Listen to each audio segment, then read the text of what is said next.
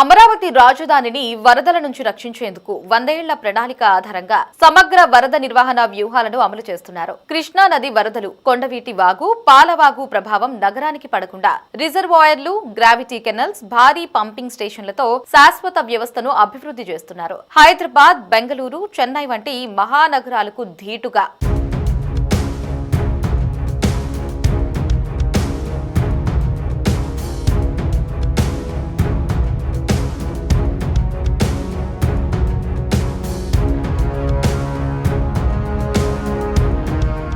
దేశంలో ఎక్కడా లేని విధంగా మన అమరావతిలో ఫ్లడ్ మేనేజ్మెంట్ వ్యూహాలు అమలు చేస్తున్నారు. దేశంలోనే అరుదుగా అమలవుతున్న ఈ వరద నిర్వహణ నమూనా ప్రత్యేకత ఏంటి? ఇతర రాష్ట్రాల నగరాలతో పోలిస్తే అమరావతిలో ఎలాంటి ఆధునిక వ్యవస్థలను ఏర్పాటు చేస్తున్నారు? భవిష్యత్తు రాజధాని భద్రత కోసం ఎలాంటి నిర్మాణాలు జరుగుతున్నాయి? పూర్తి వివరాలు ఈ వీడియోలో చూద్దాం. రాజధాని అమరావతిలోని వర్షాలు పడుతున్న నేపథ్యంలోని ఫ్లడ్ మేనేజ్మెంట్ భాగంగా ఎలాంటి చర్యలు తీసుకున్నారు? వర్షాలు వచ్చినా సరే ఒక్క చుక్క నీరు కూడా అమరావతిలో నిలవకుండా తీసుకున్న జాగ్రత్తలు ఏంటి?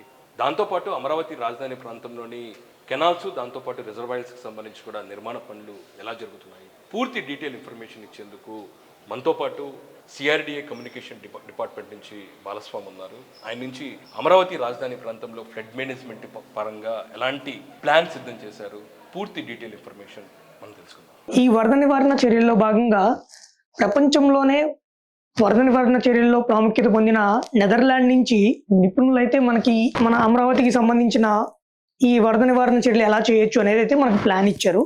ఆ ప్లాన్ని మనం ఎలా ఇంప్లిమెంట్ చేస్తున్నామో, అసలు ఏం చేస్తున్నాం అనేది తెలుసుకుంటే, ఇక్కడ మనకి ఈ అమరావతిలో ఇంతకు ముందు ఉన్న ఈ కొండవీటి వాగు, పాలవాగు, ఈ పాలవాగుల్లోనే దాన్నే మనం వెడల్పు చేస్తూ లోతు తీసుకుంటూ అండ్ దాంతో పాటుగా ఒక గ్రావిటీ కెనాల్ని కూడా మనం ఇక్కడ నిర్మించుకుంటూ, దానితో పాటుగానే ఒక 3 రిజర్వాయర్లు వాటర్ స్టోరేజ్ కోసం అని చెప్పి 3 రిజర్వాయర్లు అయితే మనం ఇక్కడ నిర్మించుకోవడం అయితే జరుగుతుంది.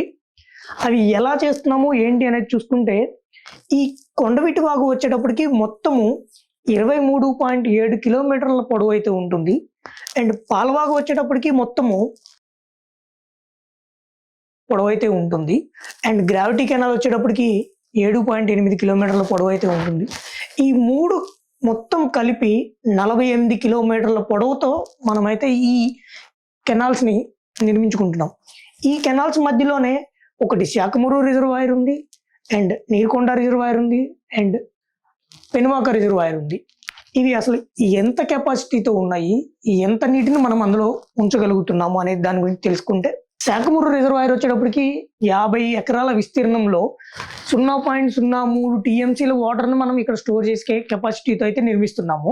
నీరుకొండ రిజర్వాయర్ వచ్చేటప్పటికి మొత్తము 440 ఎకరాల విస్తీర్ణంలో 0.4 టీఎంసీ వాటర్ స్టోరేజ్ కెపాసిటీ అయితే మనం ఇక్కడ నిర్మిస్తున్నాము. ఇక్కడ కృష్ణాయపాలెం పెనుమాక రిజర్వాయర్ వచ్చేటప్పటికి 190 ఎకరాల్లో 0.1 టీఎంసీల వాటర్ని అయితే మనం ఇక్కడ స్టోర్ చేసుకునే కెపాసిటీతో అయితే నిర్మిస్తున్నాము.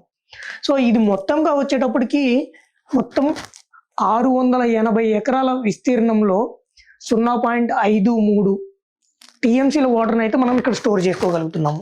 ఇది 100 సంవత్సరాలలో ఒక్కసారి ఎంత పెద్ద వర్షం వచ్చినా కానీ తట్టుకునేలాగా మనమైతే వీటిని నిర్మించగలుగుతున్నాము అయితే మనం గర్వంగా చెప్పుకోగలుగుతున్నాము. అండ్ దీంట్లో భాగంగా ఈ కొండవీటి వాగు అండ్ పాలవాగు ఏవైతే ఉన్నాయో అవి ఇంతకు ముందు ఒక 2 మీటర్ల వెడల్పు, 2 మీటర్ల లోతుతో అయితే ఉండేవి.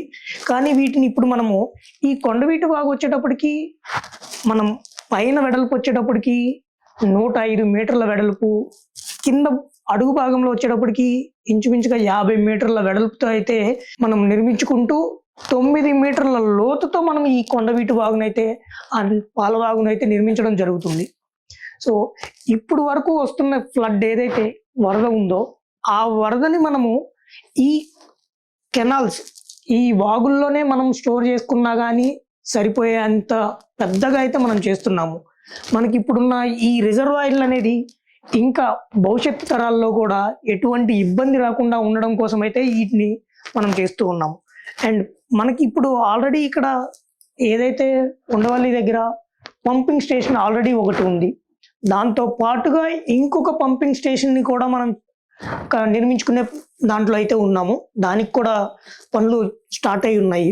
ఇక్కడ చూడొచ్చు మనము పాలవాగు ఆల్రెడీ ఇంతకు ముందు ఉన్న పాలవాగు అనేది ఎంత చిన్నగా ఎంత తక్కువ విడ్త్ అయితే ఉందో ఈ వీడియోలో మనకు కనిపిస్తూనే ఉంది. దీన్ని మనం ఎంత పెద్దది దానికి 10 రెట్లు పెద్దగా అయితే మనం దీన్ని చేయడం జరుగుతుంది. వెడల్పు కానివ్వండి, పొడవు కానివ్వండి అండ్ లోతు కానివ్వండి దానికి 10 ఇంతలు పెద్దదిగా చేస్తూ ఇప్పుడు వరకు ఉన్న ఈ చిన్న వాగు వల్ల వరదలు అనేవి వస్తూ ఉన్నాయి, అమరావతి మునిగిపోతుంది అనేది ఒక ఏదైతే రూమర్ ఉందో దాన్ని చెరిపేసే విధంగా అయితే మనము ఈ వరద నివారణ చర్యల్లో ఇటువంటి పాలవాగుని మనం నిర్మిస్తున్నాము.